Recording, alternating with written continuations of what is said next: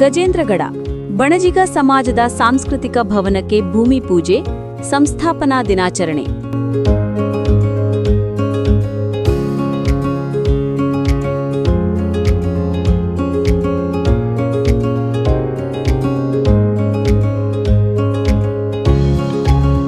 ಗಜೇಂದ್ರಗಡ ಪಟ್ಟಣದಲ್ಲಿ ಬಣಜಿಗ ಸಮಾಜದ ಕ್ಷೇಮಾಭಿವೃದ್ಧಿ ಸಂಘದ ವತಿಯಿಂದ ಎಡೆಯೂರು ಶ್ರೀ ಸಿದ್ಧಲಿಂಗೇಶ್ವರ ಸಾಂಸ್ಕೃತಿಕ ಭವನ ನಿರ್ಮಾಣಕ್ಕೆ ಭೂಮಿ ಪೂಜೆ ಹಾಗೂ ಬಣಜಿಗ ಸಂಘದ ಸಂಸ್ಥಾಪನಾ ದಿನಾಚರಣೆಯನ್ನು ಭಕ್ತಿಭಾವ ಮತ್ತು ಸಂಭ್ರಮದ ವಾತಾವರಣದಲ್ಲಿ ಆಚರಿಸಲಾಯಿತು.